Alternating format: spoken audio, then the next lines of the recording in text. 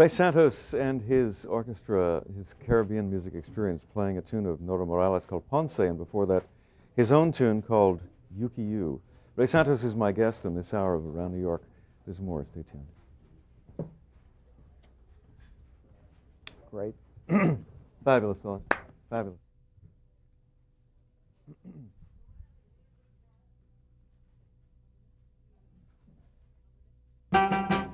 On the next Fresh Air, we talk with Sarah Jessica Parker. She stars in the new comedy Miami Rhapsody. She also starred in Honeymoon in Vegas, L.A. Story, and the TV sitcom Square Pegs. Guess what? As a girl, she was Annie on Broadway. I'm Terry Gross. I hope you'll join us for the next Fresh Air. This afternoon at 4 on WNYC, FM 93.9.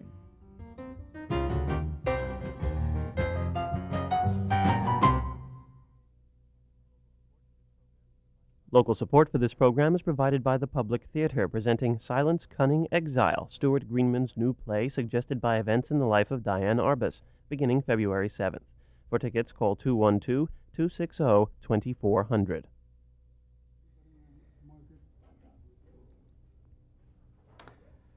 Ray Santos is my guest. I'm Steve Sullivan. This is Around New York. Ray Santos has worked in the music business for 40 years and with the greatest names in not only Latin, but everybody. Nat Cole, Tony Bennett. Who else have you worked with? Well, I was a member of orchestras in Puerto Rico that accompanied these artists, Nat and Tony Bennett. He's here with his 17-piece band, which plays what he calls the Caribbean Music Experience, and I want to ask you how you formed that in just a moment. You were born and raised in New York City, went to Juilliard, worked here for many years, and then went to Puerto Rico in the 60s and 70s. Right. Why did you do that? Mainly because my children were infants, and the weather down there in Puerto Rico was more conducive to their health. Okay. So we moved down there for them, and I stayed there 18 years. 18 years? Yeah. And you worked down there? Yeah. In doing all sorts of things, like what? Recordings, television, arranging for acts, and dances around town. And that's in fact where you worked with all these people, right? Yes. What was it like working with Nat Cole? When did you work with him? This was in 1962. A hotel engagement? Yeah, Hotel San Juan in Puerto Rico. People have to remember that everybody back then in the 50s and 60s did at least one, everybody in the music business did at least one Latin album. Right, yeah, Nat was very popular with his Cole Espanol.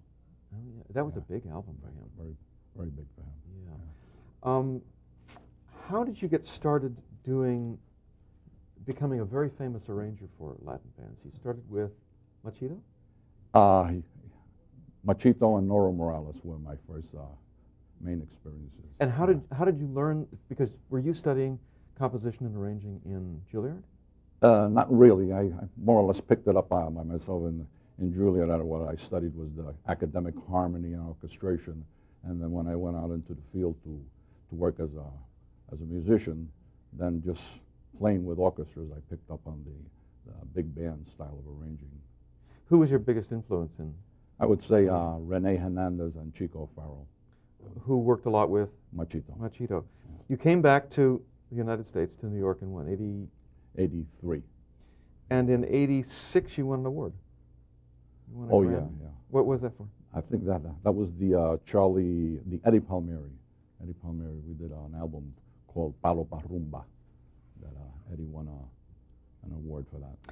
You, I mentioned at the beginning of the hour, some folks may have heard me mention the Mambo Kings. Mambo Kings, yes. And you did some of the arranging for that movie. Yes, I arranged all the rhythm music, all the dance music for the film. Which was a lot. Yeah, quite a bit. And you had an Academy nomination for that. Yes. And who sang the tunes for those who hadn't seen the movie?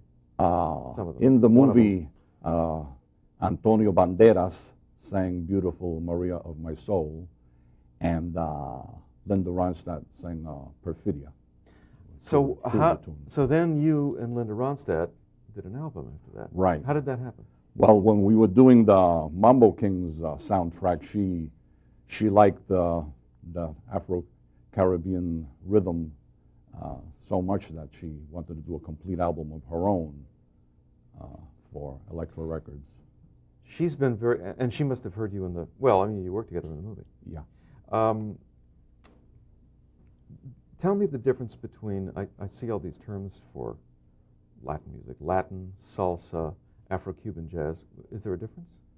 It's all part of the same thing. This is different categories. Salsa is the name that they use for the contemporary Afro-Caribbean dance styles. And all of it, isn't all of it rhythmically based on something called the clave? The